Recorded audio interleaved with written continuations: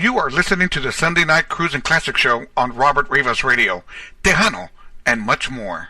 Double R Radio Cruising Classic Sunday, and it is my honor to introduce, joining me on my Cruising Classic Show, Lonnie Jordan of the band War. How you doing, amigo? I'm doing great. No complaints. That's awesome. Lonnie, before anything else, let me just say this. How are you doing, you and your wife? How are y'all dealing with this stupid, silly virus, the coronavirus thing that's taken over our lives? No problem. We're just doing what we've always been doing. We've never changed. We've always been on preparation mode, pretty much ever since we've been married, for anything. We live a very simple life, my wife and I, and so we don't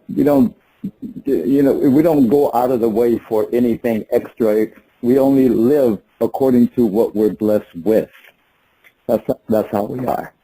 Has it changed your lives any ever since they started doing these lockdowns and you can't go here, you can't go there? No, we're pretty much homebody people anyway. And when I'm not on the road, we pretty much stay at home within each other, with each other, and we just pretty much melt within each other all the time. We do a lot of things together, and that's basically it. We just, like I said, we stay simple. We stick to basic way of life, way of living. We don't do anything out of the abnormal anyway. So we're pretty much we stay out of harm's way anyway. So this is nothing new for us. I'm 71 years old. My wife is 62, so we've been there, done that, seen that, buzzed that, and all that. Now, Lonnie, is it fair to say after touring, being on the road, and although you still do, you don't do it as not as hectic as it was back in the day, isn't it nice to be able to enjoy staying home? Oh, tell me about it. I've gotten the most rest that I've gotten. I mean, I haven't rested this much in years, and nothing against performing out there for my fans, but now that I have this opportunity to rest and to spend more time FaceTiming with my new granddaughter, the newest, and spending more time with my wife, doing a lot of things at home that I've been trying to get to for the longest, because it takes so long to do. So I'm finally doing those things, and believe me, it feels real good. And keeping up with my health more than before, because I did a lot of traveling. Well, that's what I do. I do a lot of traveling on airplanes, so I'm around a lot of people all the time, and my energy is pretty much being used 24/7, because after I'm off the airplane, then I'm in a hotel and I'm getting ready to go perform. And then after I'm performing, or either before, during, and after, then I'm mingling with a lot of people, and giving them my hellos and remember this, remember that, and thank yous, and meet and greet, and so it's a lot of energy being used. Sure. And sure. And sometimes you can run out of gas, but I can't afford to run out of gas, so I try to keep my system up as much as possible in order to be able to enjoy it. Also, Lonnie, how does it feel to be called Grandpa?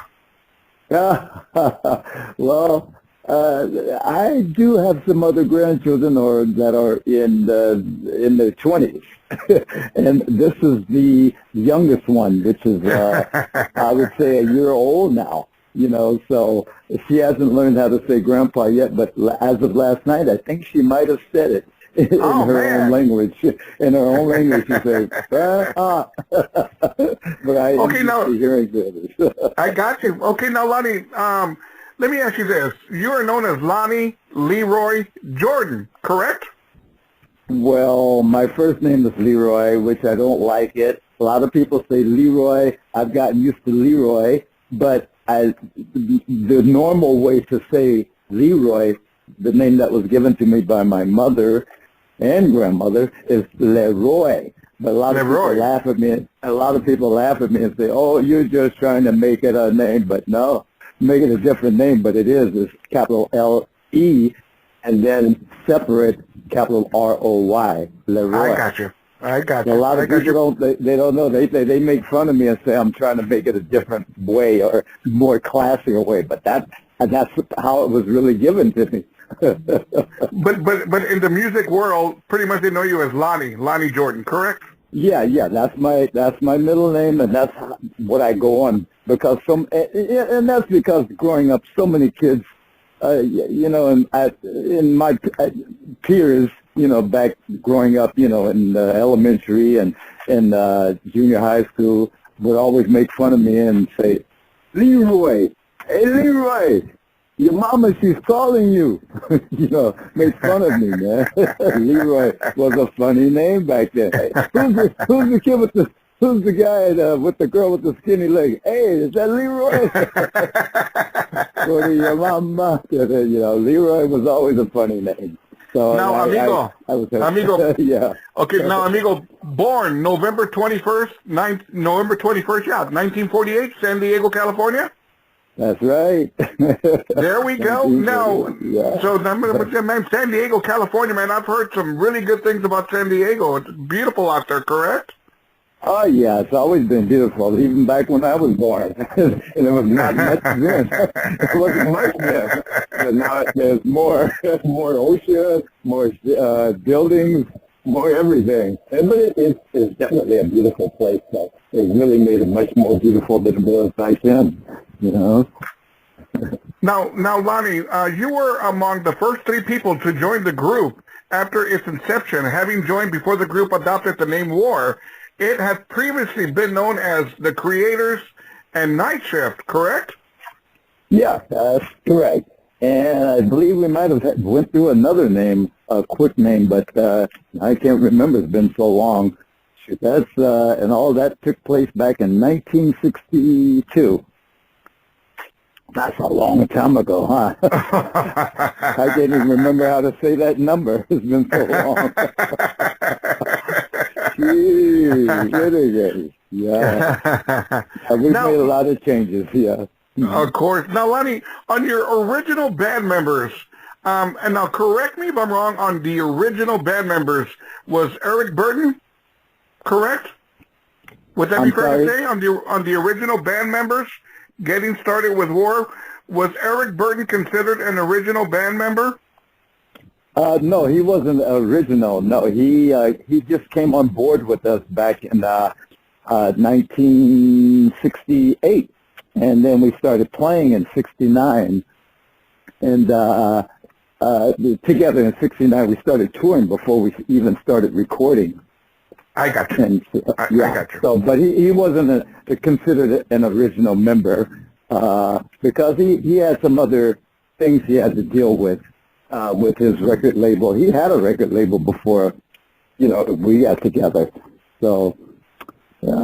Okay. Now, other original band members would have been Howard E. Scott, guitar. Yes. Lee Oscar, harmonica.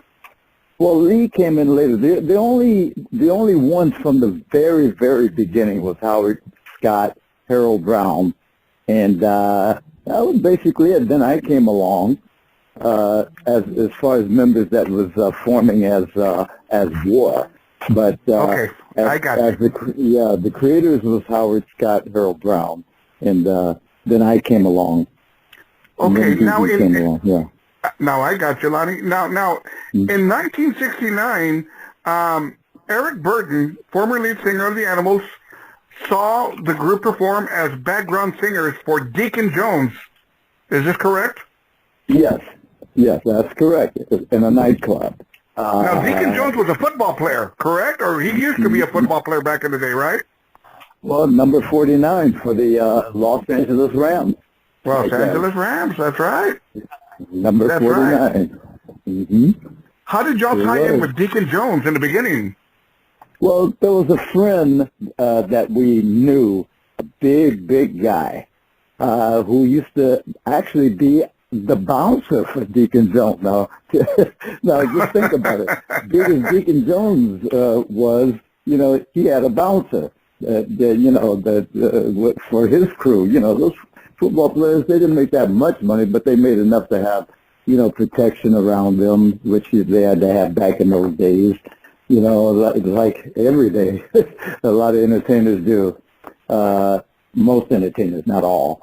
But anyway, this guy, his bouncer, introduced us to Deacon Jones because he knew that Deacon Jones was looking for some musicians to be a permanent band behind, performing behind him, because he wanted to be a performer, like Rosie Greer, who was a friend of his with the L.A. Rams also. But Rosie Greer put out a record. I don't know if you remember, he put out a record called I who had nothing. One of those slow songs. I who had nothing. Yeah, it was an R&B hit. And Deacon Jones figured, if he can do it, I can do it. So Deacon Jones came out with the song, he came out with this song called A Lovin' a Pro. And then on the other side of that song was called It's Not How You Win, it's not whether you win or lose, but how you play the game. It was a long title. And Deacon Jones used to do push-ups on stage with the song.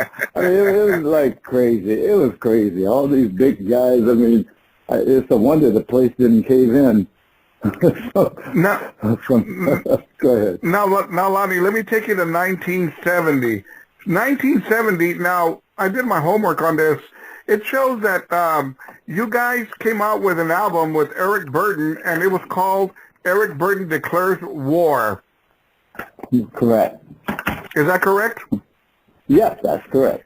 Now, what I noticed about this, Lonnie, was that there were only 5 songs on this album, but of course, it had the mega hit, Spill the Wine.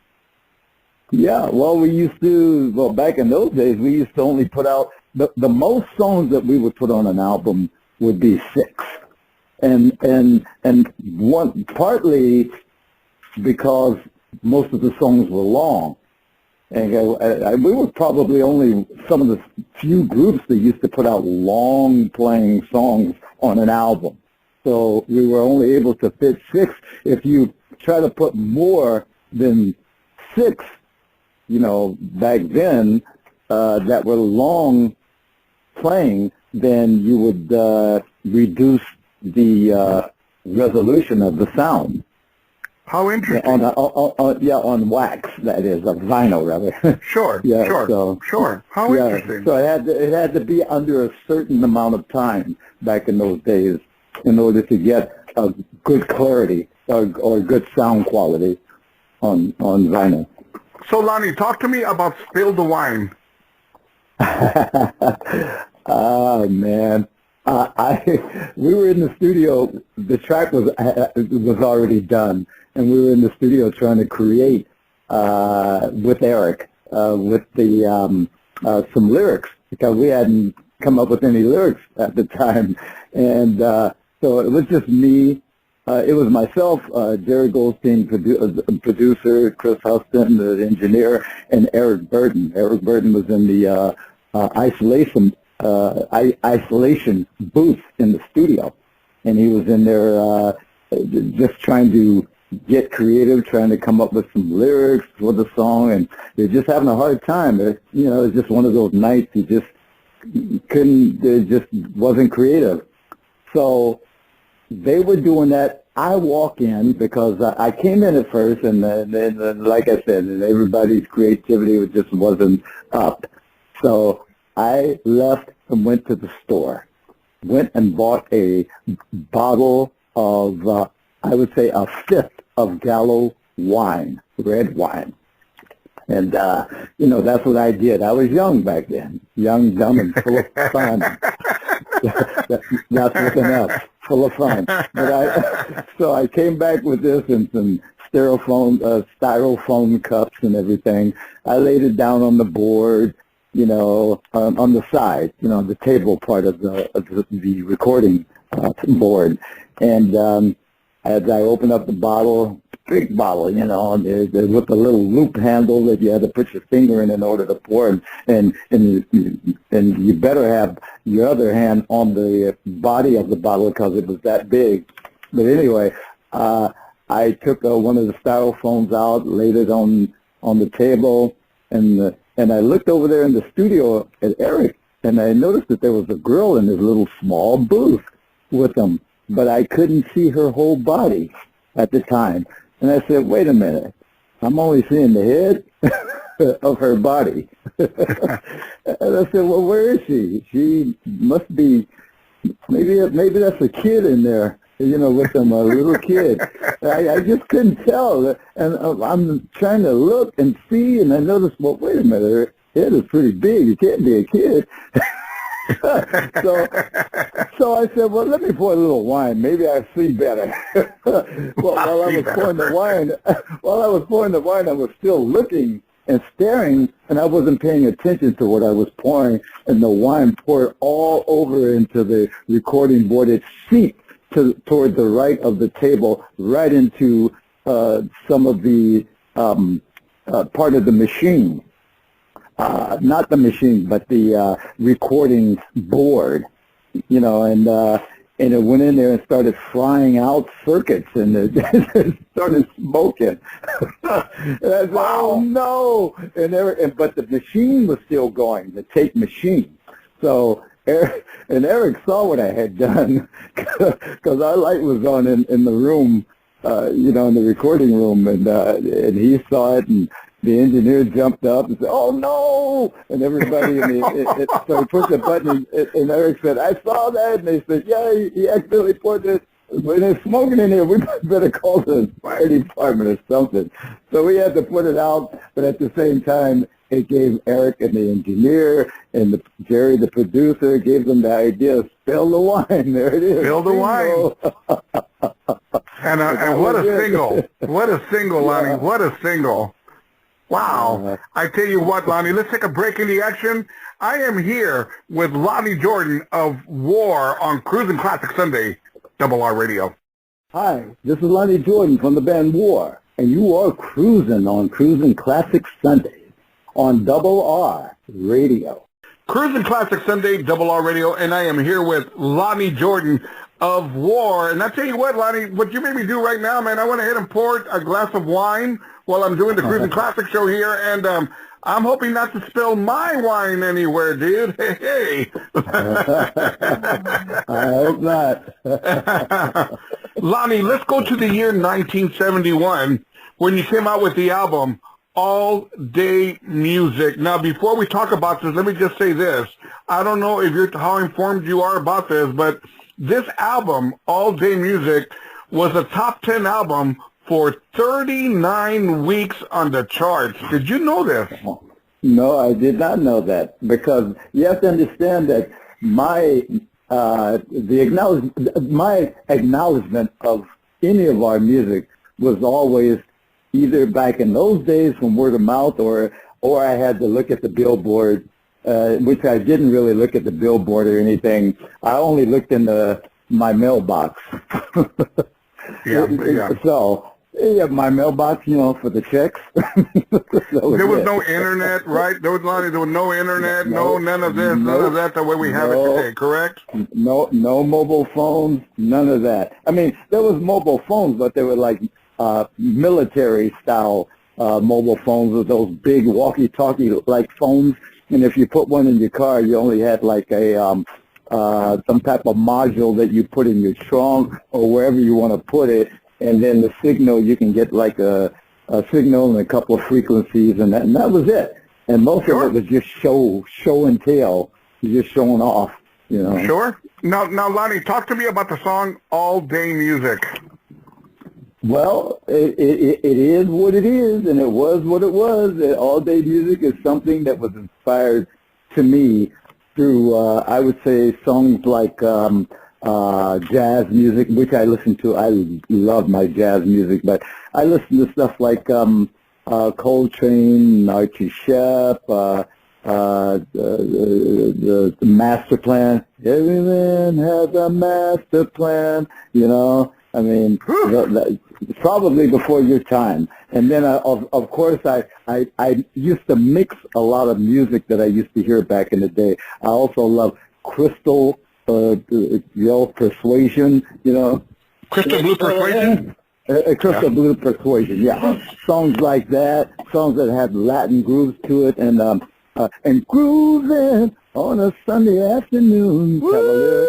I used to mix but at the same time, I knew how and what inspired them. And you have to understand, I used to listen to a lot of bootleg music back in the day. Besides Mongo Santa Maria, I used to listen to the beginning days of the Fania All-Stars lineup. The music like the Eddie Palmieri and his brother Charlie, Joe Cuba, Ray Barretto. I mean, the list goes on with Le Colombe. You know what I'm saying? I mean, of course. It goes on and on and on. That's what I was listening to also. I listened to all the bootleg music that came through New York from Cuba, Puerto Rico. That's what I was listening to. And I loved it. And I would mix it up with a lot of, I would say, what they call ska, or what they call reggae now. It was called calypso music back then, the Harry Belafontes, Lonnie, but this song, All Day Music, you're being too humble here. This song is it's going to live forever. It is one of those songs that you listen to this song, you want to go cruising through the park, you want to just kick back and enjoy a beer and enjoy the afternoon. This song, All Day Music, is just simply a song that's going to live forever, amigo. Well, I tell you, like I said, it's one of those natural. It's a natural song that just came out in the studio. Like again, a mixture of all my inspirations. What inspired me, just like a Summer, same thing. They both came the same. They were both born the same way. Summer is a song that is about riding and riding with the top down, the 8-track on, and the sun shining on you while you're riding, man, and it's inspired by beautiful days like we'll be having again soon. I really think, Lonnie, what makes you really, really great at what you do is that you get the pulse of the listening audience. You feel what they feel. You're playing what they want to hear. So Lonnie, off the same album, All Day Music, the year 1971, Slipping Into Darkness, another simply classic song. Talk to me about this. Well, that was basically our, I would say, gospel tune. And when I say gospel, it's pretty much more like if we were in church playing it, because it was something that was inspired by our parents. And it actually gave Harold Brown and Howard Scott, Harold started with Harold. It gave him the idea from a church point of view of what our parents was trying to tell us about how to stay safe in this business, the music business that is, or music industry, and to make sure that as we are getting involved into the career of music, is just to make sure that we stay on the road that has the light and not the road that's dark, that goes into darkness. So that gave Harold the inspiration to come up with the title Slipping Into Darkness, and that's when we all got creative and started writing the song. Correct me if I'm wrong in this. If I remember correctly, now mind you, we're talking... You're wrong. No, go ahead. Now, the year was 1971, and my brother, God rest his soul, big war fan, he had all your stuff, but if I remember correctly, did a poster come with the album of All Day Music? A poster came with every album that we did back then. We always had posters. And let me give you an insight on that one. Our producer Jerry Goldstein and then manager Steve Gold, they used to own a poster business, and so they were responsible for a lot of posters that were put into a lot of albums back in the I would say late '60s into the '70s, and it was basically that money that helped us to launch our careers together with Eric Burton. You know, that was the money that helped us get a record deal and everything. So, so being that we started out with people who started posters in the music industry, yeah, we had posters in every album. Can you believe that I was only 11 years old and I still remember my brother having that poster and having it on the wall? You don't think I'm 11 years old, but I was thinking, where did he get that poster from? You know, it's not like today where you can order it online or whatever.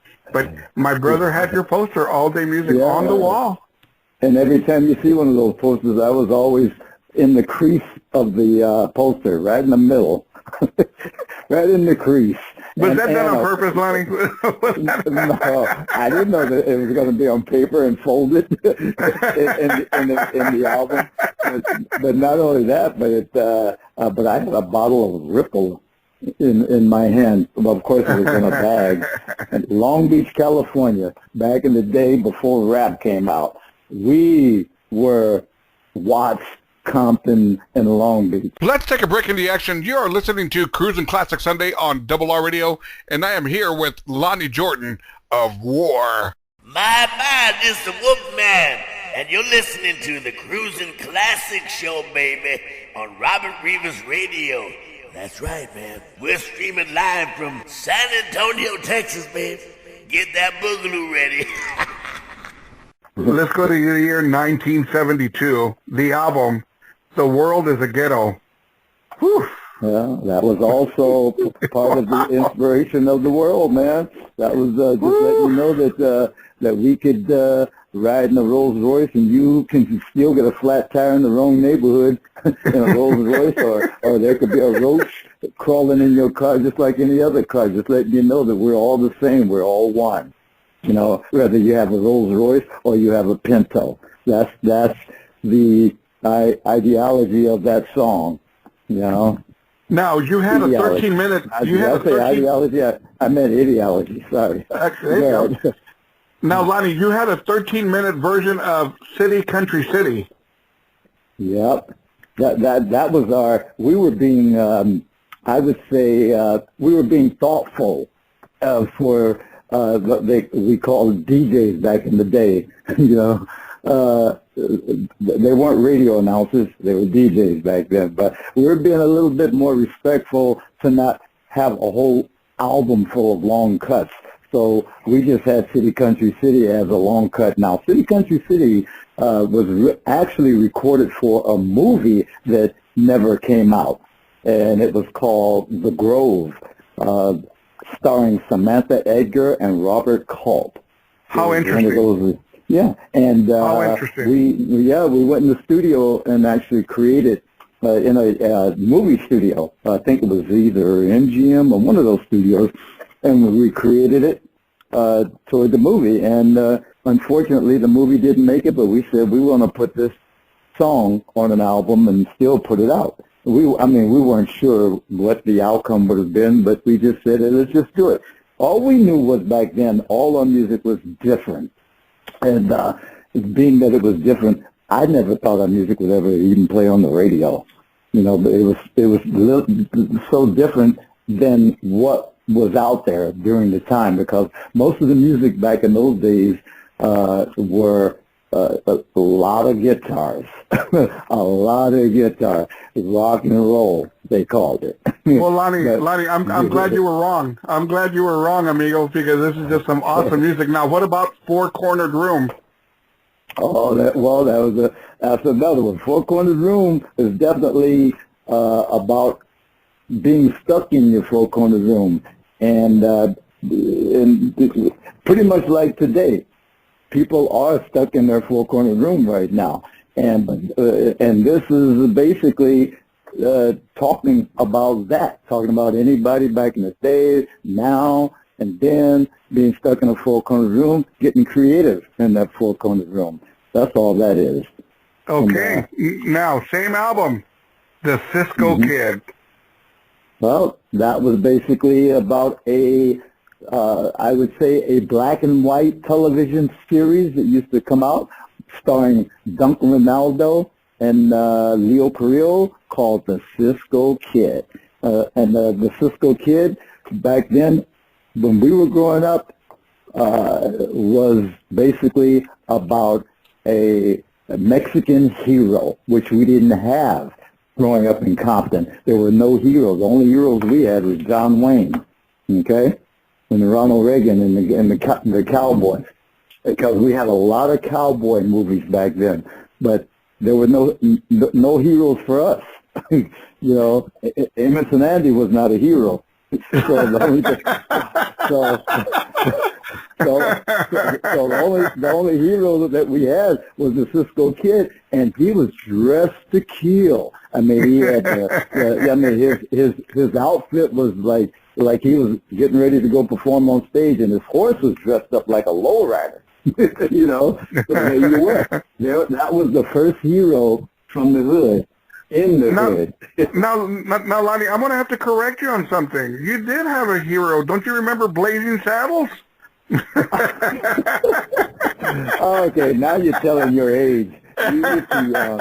You're too young, man. That was after the fact. I'm playing with you, Lonnie. I know you are. Please do that. That movie till today, man, I will crack up at that movie. That's just some hilarious stuff. It really, really is. Yeah, well, that, and also don't forget about Airplane. There's another. I love all those funny movies, man. They really are funny. Airplane is another one, and it just, I don't know, man. Lonnie, and of course, you know, geez, The World's a Ghetto. Geez, talk to me about this song. Well, that originated from Papa D. He had this idea for a movie called Ghetto Man, and we were in Long Beach, and with our mobile truck, pretty much rehearsing and trying to create music at that time. In fact, it was the mobile truck in a little warehouse where we created the song, The World is a Ghetto. Otherwise, we wanted to get away from the office on Sunset, and that had a big room where we usually do our rehearsing and creativity in the mobile truck, but we wanted to get away and go someplace else in a different city. So that's when we used our warehouse in Long Beach. And all the kids used to come running down the street during the summer to hear us rehearse and everything on the mobile truck. And so actually all that environment in Long Beach, right there in the hood, and the mentality of Long Beach back then, everything around us inspired us to complete the song The World is a Ghetto, and it helped Papa D complete the lyrics of The World is a Ghetto. That was totally his idea, his concept. What a masterpiece. It really, really is. This song is also going to live forever. I tell you what, Lonnie, let's take a break in the action. This is RRR Radio Cruising Classic Sunday, and I'm with Lonnie Jordan. Robert Rivas Radio, Tejano, and much more. Cruising Classic Sunday, RRR Radio, here with Lonnie Jordan of War, of course, and man, oh man, oh man, oh man, talk about going down memory lane. Lonnie, now, I know you told me, Robert, I got to tell you one more thing about the song Four Cornered Room. Talk to me about this song, Lonnie. Well, that song was originated by B.B. Dickerson, the bass player. B.B. had this song that went like this. As I sit in my four-cornered room, watching the paint on the wall, we said, okay. And then we finally took it in the studio. A few joints later, oh, oops, did I say that? I mean, a few ideas later, we came up with this, Howard started playing this riff on the guitar. Bing, bing, ba bam, bam, bam. And then we just took it from there and just took it to a deep, deep, deep meditative concept. And it just went from there, and we started creating the words around Four Corners Room, man. And what a story, man. Yeah. Crack me up on that, Lonnie. Lonnie, let's move forward here, man. Let's go to the year 1973, and I definitely want to talk to you about this one, the album, Deliver the Word. Now, on this album, Lonnie, there is a song, and I got to give you a quick input about this song before, we talk about this. There is a song off the Deliver the Word album. Easy for me to say, right? Anyway. Yeah, I can't remember everything now. There is a song that I was a kid. I was 13 years old, and my brother would always take me cruising with him. And he tells me, I want you to take a listen to this song. Tell me if you like it. And I go, well, who is it? He goes, just take a listen to it. Well, he told me who it is. He told me it's War. Okay. I listened to it, and I told him, this is simply awesome. Lonnie, I'm talking about the song H2 Overture. Oh, Lee Oscar. Oh. Yeah. Yeah,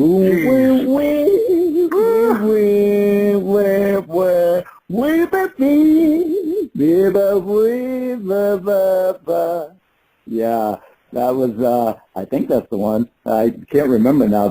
We've done more album cuts than we've done singles. You know that?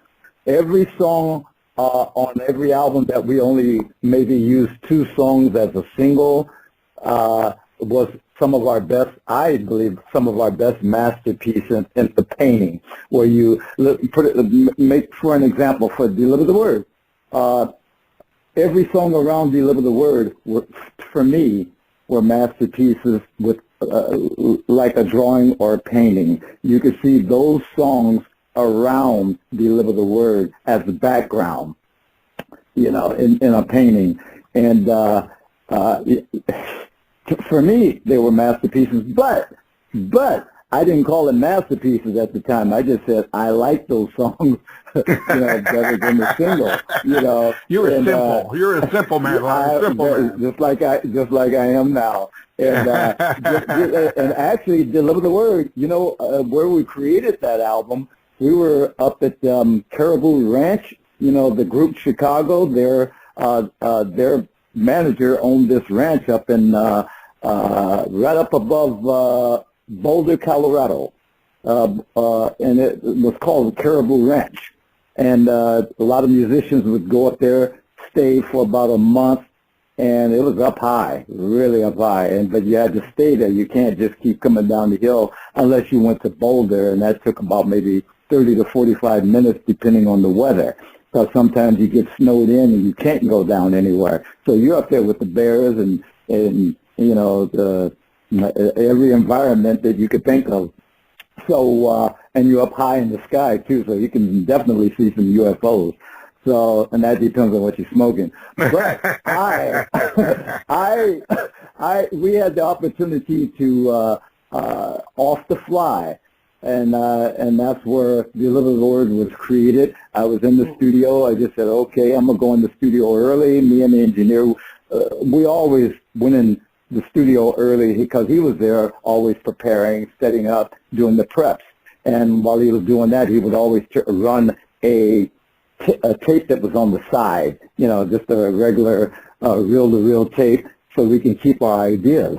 And so I just so happened to just playing the piano again and singing songs like I did with most of the songs that I sang, like Summer and Don't Let No One Get You Down. Everything was already, I would always just play on the piano. I would have an idea at home, then I finally bring it to the studio and just run the tape. Then we take it from there.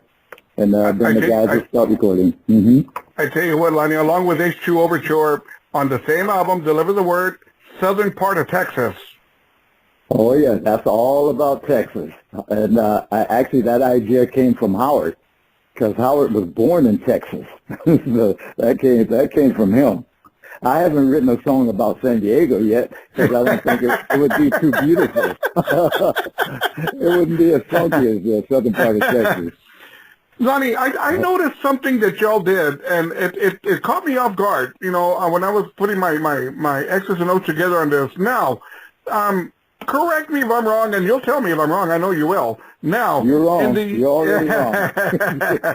In the year 1971, I can't remember all those years. Keep in mind, man, that years have gone past me, and I'm still trying to remember some things already. I'm bad with numbers. But go ahead. Okay. I'm thinking you remember this one. Now, in 71 on your album, you came out with a song, but it was kind of like a rough cut to it. And then going to 1973, y'all re-recorded the song, Me and My Baby Brother. Oh, okay. Well, correct? Y'all first released it? You're absolutely right. There was 2 songs that we did. Now listen to this. We were at the Hollywood Bowl. We did a 99-cent gig at the Hollywood Bowl, and it was with our record label.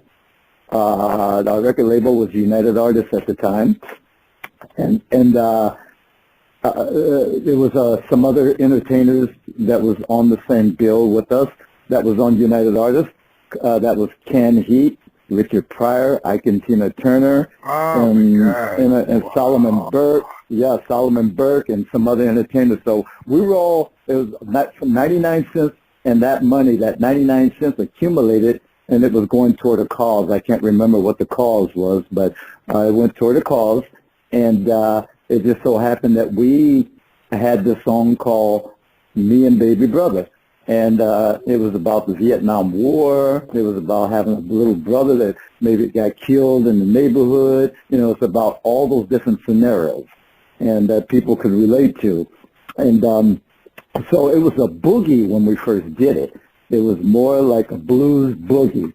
And so we recorded it live at the Hollywood Bowl. That was the first time we had actually created it, to be honest with you, because there wasn't much lyrics to it. It was just a boogie and a couple of words.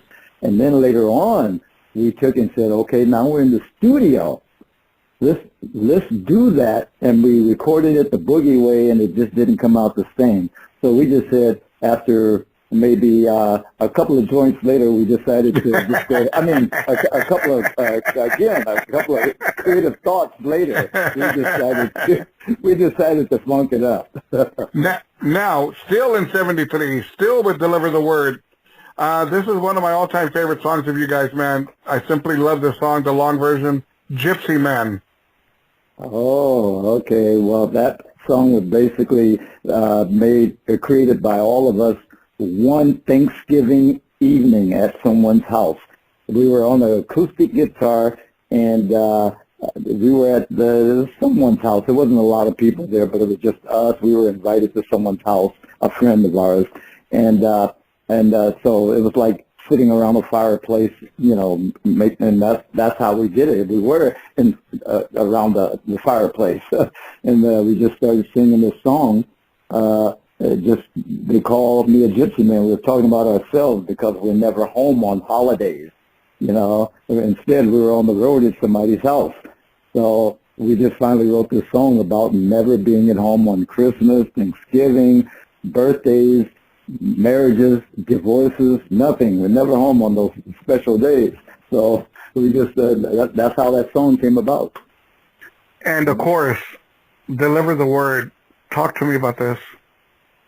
Well, that was basically talking about anybody that's miserable. If misery is your best friend, if God so you can't pretend, your tears keep giving your way, and you just want to express yourself finally without killing anybody, without hurting anyone, you deliver your word, and you deliver it peacefully without hurting anyone. That's basically what that song was about. Like I said, our songs are simple, man. There's nothing really to it, but what it says, it is what it says. It may sound colorful, but believe me, it's as simple as how it's said. Deliver the word. That's it. No more say. No more say. And what a song. Lonnie, let's take a break in the action. You are listening to Cruising Classic Sunday RRR Radio. I'm here with Lonnie Jordan. You are listening to the Sunday Night Cruising Classic Show on Robert Rivas Radio, Tejano, and much more. Cruising Classic Sunday RRR Radio. I'm here with Lonnie Jordan. Amigo, we can go on and talk forever and ever about all this music, but we have to move forward. If not, we'll be here for days and days. Now, let's go to the year 1973. Y'all released a double album live, correct? Yes, we did. Yes, we did. And I think, if I'm not mistaken, what we did too, no, that was that double album. Yeah, I think that was the High Chaparral in Chicago. I hope I'm not wrong. I think you're right. It had all the squares, the pictures on the album, a lot of pictures. Yeah. That was the High Chaparral. Yeah, in Chicago. Wow. And that was awesome. We would play that over and over again. But let me tell you what I noticed about that album, and I didn't find it anywhere else. I could be wrong about this, and you always tell me when I'm wrong, and I appreciate it. No. Okay. It's just I've never tried to find it. Lonnie, it's a couple of ideas. Joints, ideas later on my part too. You know how that goes, Lonnie. But Lonnie, on this album, Lonnie, y'all released a song called Bolero. Mm-hmm. That just came. Well, that came off the fly. That was that was a song. Let's see, we were doing another song and we didn't have any. We ran out of songs to play, and so we just said, yeah. So I just said, let's do something different, man. Let's go. Let's take this to the Fania All-Stars market, you know. So Howard started playing those sus chords, and then we just went from there. But we didn't want to get too deep salsa style, so we just said, let's keep it more on our tip. You know what I'm saying? Our style, and so by letting the guitar start instead of the piano doing like a boom, boom, bang, boom, you know, montuno, whatever, and we just kept it very simple, and not only that, but Ballero, which is not a Spanish word for anything, it's just more of a chant, you know.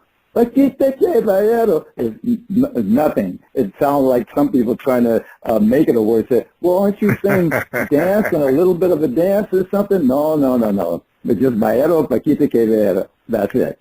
Chant. Lonnie, the year 1975, y'all come out with a blockbuster album, Why Can't We Be Friends? Now, one of the big hits that came off of Why Can't We Be Friends, amongst many, was Don't Let No One Get You Down.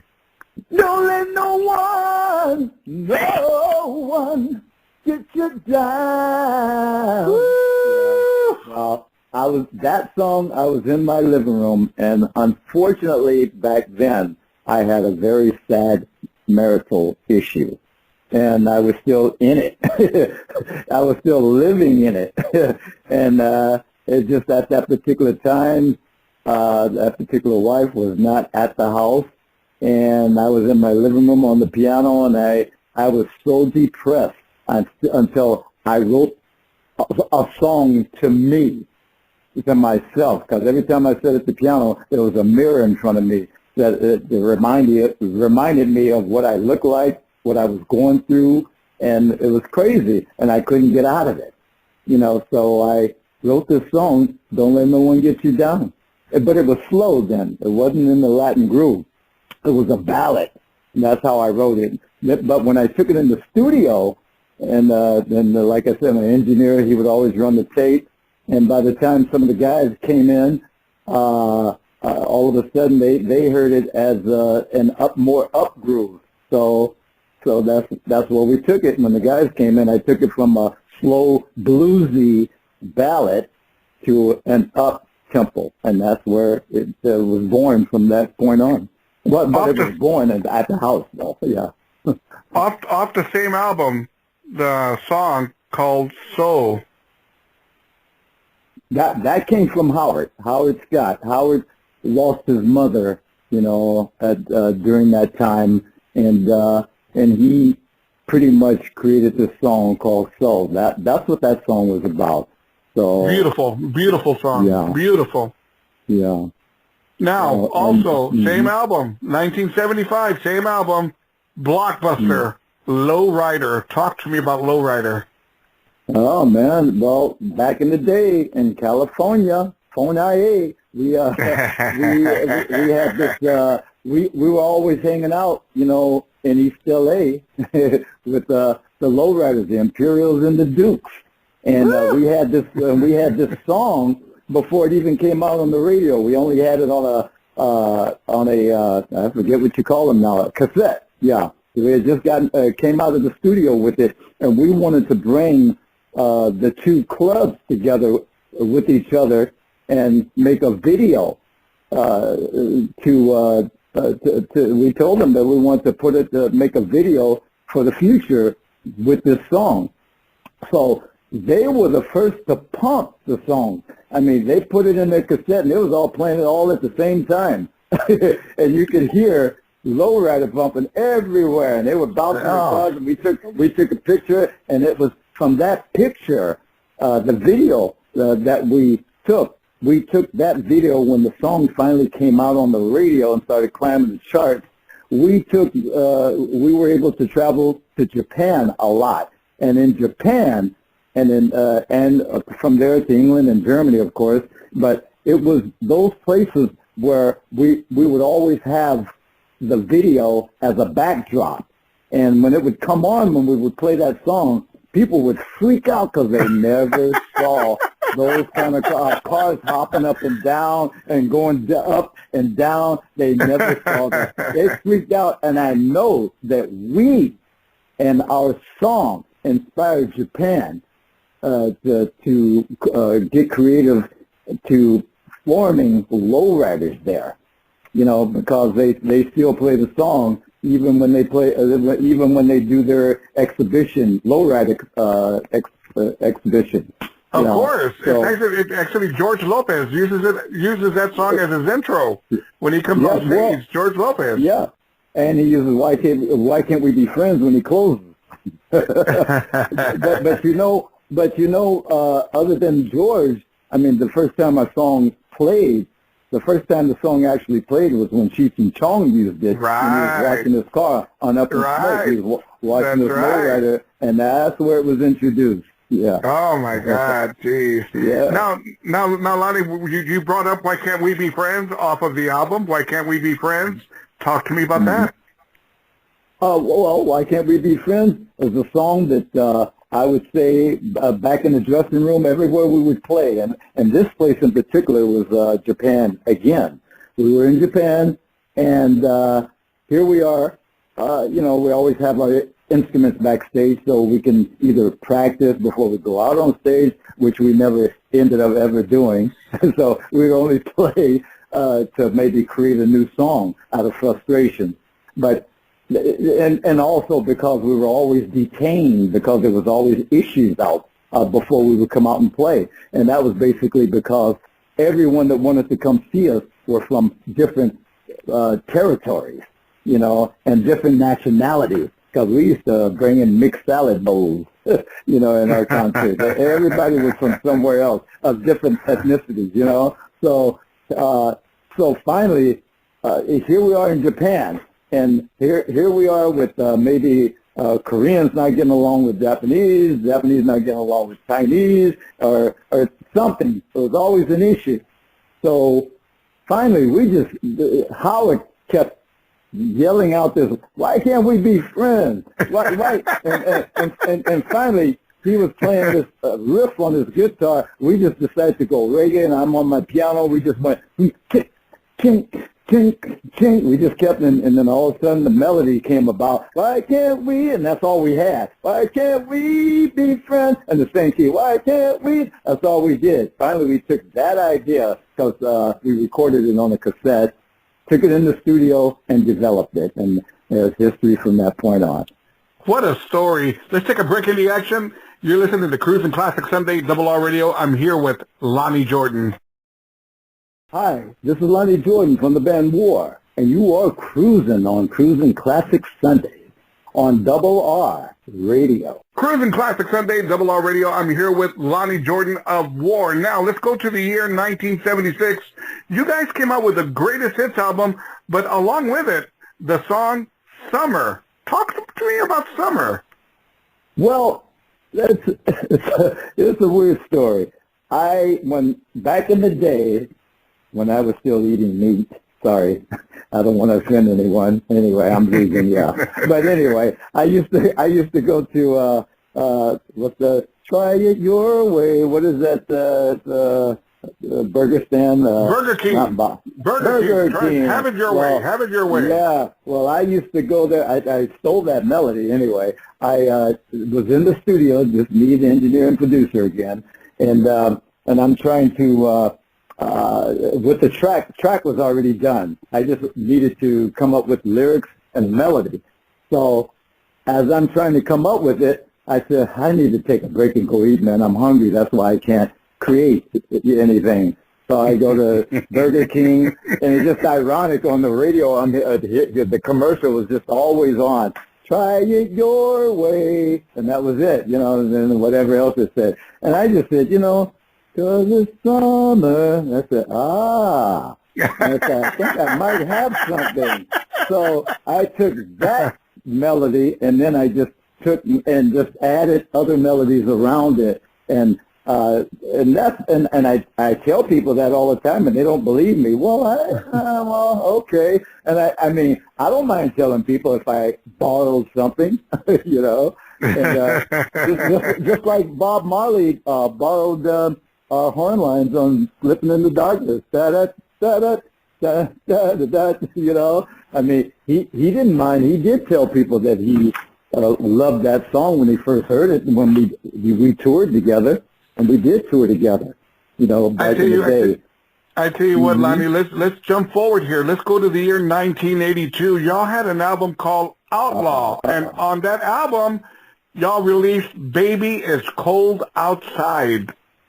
Yeah, that not to confuse that with the Christmas song "Baby It's Cold Outside," but that's another one of my ballads that since you've been gone, baby, it's cold outside. Woo! Somebody get me a beer. Somebody get me a beer. Yeah, there you go, beer. Oh, no. Somebody give me a tall boy. You're a tall boy. Yeah, tall boys. No, I pretty much singing that song for other people who have missed their girlfriend or their wives or even the girl missing her boyfriend or husband or whatever. It's pretty much the scenario of a movie. And I put myself in someone else. I never experienced that, although I had some bad relationships, but I know when and how to shift gears when I'm in the studio. So I put myself in other people's shoes because I'm thoughtful that way, for other people's feelings. I am very considerate of other people's feelings. So I put that in stories. And that was one of the songs that I shared with anyone that was going through that. Baby, it's cold outside. Lonnie, when I met you, baby, everything was right. Yeah, right on time. Anyway, go ahead. I'm not going to interrupt that singing, brother. I'm not interrupting you when you're singing. Ain't no. Lonnie, now. I'm going to tell you something that I'm very embarrassed to tell you because I try to keep up with a lot of music, but this next song I'm about to talk about, I didn't stumble across this song till 3 years ago, and to my amazement, that this song was released in 1985. Why I never found out about it, ran across it, heard it is beyond me. But I stumbled across it 3 years ago, and I play it all the time on my Cruising Classic show. Now, the name of the song, and the only reason maybe I couldn't find it was because I could not tie it in with an album. I'm sure you'll give me the story if I'm wrong. The name of the song, when you tied in Groovin'. Oh, that was on the Where There's Smoke album. Okay. I did grooving because I love grooving. Remember I told you about Crystal's blues persuasion and grooving? So I just finally said, I love this song. Let me do something with it. Let me do my version of Felix Cavalier's song. And because I've always loved it. And so I did a rendition of it, and I blended all-day music with it. Oh, and beautiful. So yeah, and that's basically it. I didn't. It was really nothing to it, but it was also a situation that we were going through legally at that particular time too, which is the reason why I did that. To be more independent, away from the lawsuit. So there were some other situations involved for the reason why I did that also, but also basically because I loved the song and I just thought it was a good thing to do at the time. Oh, and also, I hate to jump back, but I just want to say also on Why Can't We Be Friends, there's a song, Smile Happy, which, what's the name, what's the guy? Oh, shoot, I forget his name already, that did his version of Smile Happy. It Wasn't Me. Shaggy. Yeah, that's what it was. Shaggy did It Wasn't Me. So if you ever hear it, if you hear the beginning of Smile Happy, then you'll hear Shaggy's It Wasn't Me. It Wasn't Me. Yeah, so do your homework. Listen to Shaggy. It Wasn't Me.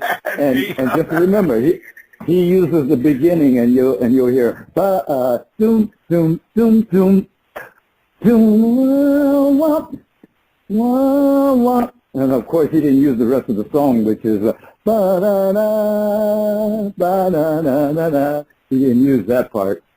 There you go. Yeah. Lonnie, the year 1994, y'all come up with another album called Peace Sign. Yeah, a lot of this gets to a whole another. Now you're getting too close to the part where we broke up. Now y'all came out with a song. Y'all came out with a song on Peace Sign called "Smile for Me." Well, I'm surprised that you skipped the Music Band album, but that's okay. It's too many. We did three. We did three. We did three Music Band albums. But that's okay. That's okay. We'll jump forward. Yeah, we did Peace Sign and. Smile for me, that's all I really... That was a song actually written by someone else. We finally did a song written by someone else. And it was a friend of my producer, Jerry Goldstein. He introduced the song to me in a different form, of course, in this pre-form. And I listened to it and said, he's not singing it too good, but it is a pretty song. I think I can take this. Yeah, I think I can take this song and do something with it. So I took it. I worked with it and did my arrangement and everything to it, and that was it. I liked it. I am. I know, like you called me. I'm jumping around here because I had to. We'd be here for days and days, and I had to pick my spots here on what albums and stuff. Of course. Lonnie, in the year 2008. Now, this is where you're going to have to help me on this one here. In the year 2008. In the year 2008, y'all came out with the Greatest Hits Live. Was that DVD, CD? DVD? Did you say CBD? Almost CBD. Did you say DVD or CBD? Did that come out on DVD? The Greatest Hits Live in 2008? The Greatest Hits Live. Was that an orange kind of colored one? We did do a DVD, and it was live at the Orange Grove in California. And there we go. Was that in 2008? That was not 2008. No, that was later. Was it later? I told you I'm not good with numbers, years. I am not good with years. I cannot remember. The only number I can give you is when I got married. It's my third marriage, which is May 6th. That's all I can tell you. I do have a DVD live that was recorded in studio, Wars. It's called Wars Greatest Hits. Okay, that was another one. That's a studio album with all the greatest hits. Not even everything.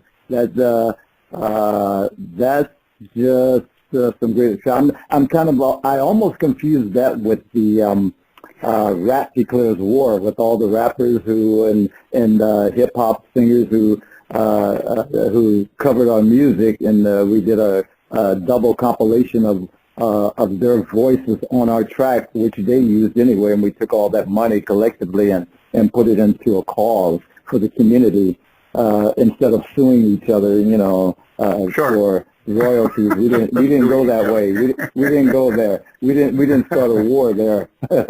So but I can't remember if that was 2008 or maybe it was 2008. I think you're right.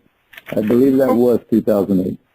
Okay, maybe. Lonnie, I have a question from, I got a couple of listeners that have a question for you. First listener, sponsor, RRR Radio, Abel Martinez, has a question for you.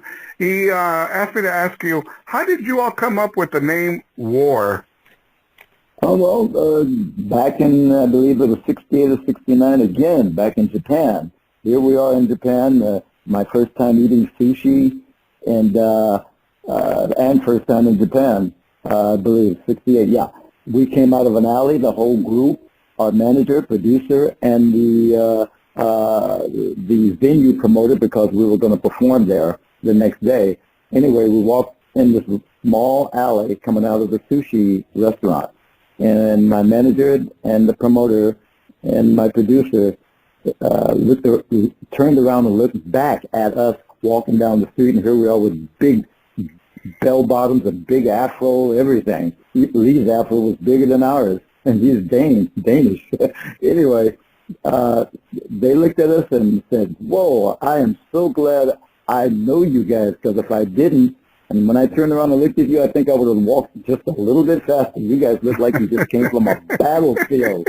And that gave him the concept war, because of a battlefield. And he told us his concept, and we thought it was a little bit too radical.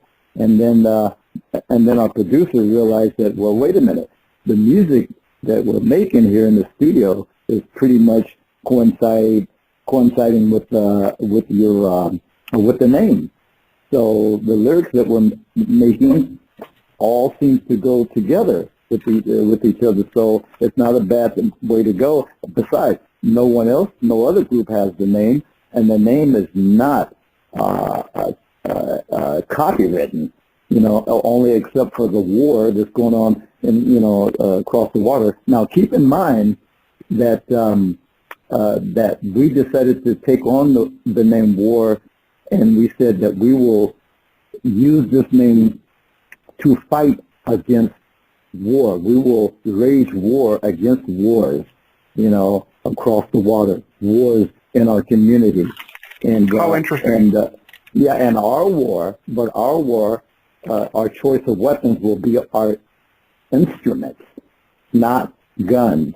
And instead of the guns shooting and causing bloodshed, our choice of weapons, which is our instruments, will only bring out melody, rhythms, and mostly harmony. So that was our... Lonnie, I have another question for you. RRR Radio sponsor Rick Salazar has a very interesting question for you. His question is, the world is a ghetto and slipping into darkness. Are these real-life experiences for the band or just words on a page? No, all of our music is a real-life experience. Like Jimi Hendrix used to say, are you experienced? Yes, they are experienced. That's the only way we know it. And you have to understand, not only are they experienced, but they're also the fans. Whatever the fans do, that's what we did. We're a street band, and our music is universal street music. That's what we used to call our music. And yes, it's all experience, street experience. How interesting. Now, let me ask you this, Lonnie. I've run across your videos several times on YouTube, but the videos that I've run across are when you performed on Soul Train. Give me your memories, your experience working with Don Cornelius and Soul Train. Oh, it was great. He gave us carte blanche. He let us do our thing because we were one of the first groups to come on there and play live. Other than that, everybody would play to a record. So that was, it just goes to show you how open-minded he was. He allowed us to do that where no other group did it. So we were the first and longer version, you know. Of our that music. is very interesting. I know that on the video, when the show is closing out, y'all close out with all-day music. And mind you, you're only halfway through the song, and you're seeing the credits. And I go, no, don't stop the show, man. Don't stop it. Wait a minute. Yeah, and knowing Don Cornelius, he let us come on like maybe 3 songs instead of just 1. You know, where most groups he only let do 1 song. He let us do 3. And he said, well, I might as well let you guys close out with one of your songs, you know. So I remember, and he let us come on his show more than once. So, you know, we were pretty lucky. And we also did, we were MC for, what was that, Midnight Special? Yeah, or was it in concert? We did both shows, but I think that's awesome. Yeah, we were able to do, I'm saying MC, but what do you call it when a group can introduce all the other bands that come on? Yeah, of course. Yeah, so we did that. That was interesting back then. We did a lot of shows back then. American Bandstand, a whole bunch of people. You know, we were fortunate. Lonnie, what do you consider your genre of music? I think I might have told you universal street music. Okay. Universal street music. Yes. Yeah. And if someone asked me, they said, "Can you be more specific?" Yes. It's a mixed salad bowl. Just think of a mixed salad bowl. It's mixed with everything. You know, that's about as simple as I can explain it. No. Now, let me ask you this. How was the harmonica brought into the war sound? Well, he came in when we were playing with Deacon Jones. He came in with Eric Burden. You know, that was 68. The latter part of 68. Because at that time, Eric was looking for a band, and he and Lee were pretty much together, looking for a band to start. And there was more blues. But then when they saw us, you know, a bell went off. Said, "Whoa, this is the band."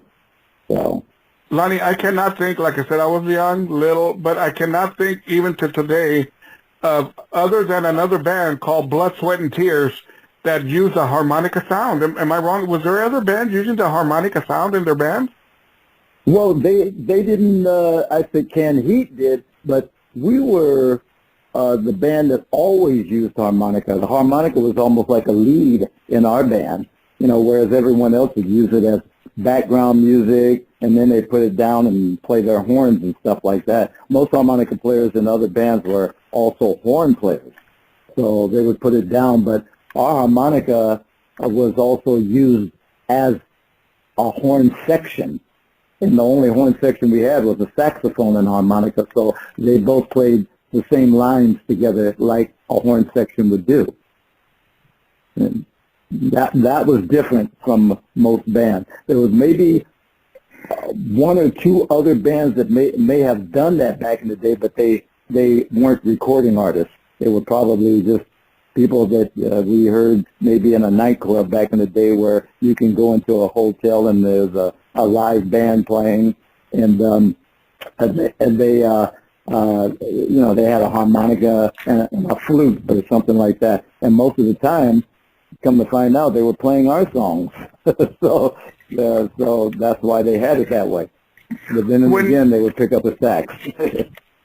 When you started losing original band members, how difficult was it to move forward? It wasn't easy, that's for sure. And it was definitely a change in my life from what I was used to, because I grew up with the other original guys more than I grew up with my own brothers. So we became blood brothers. We became a blood brothers family, and so like I said, it wasn't easy,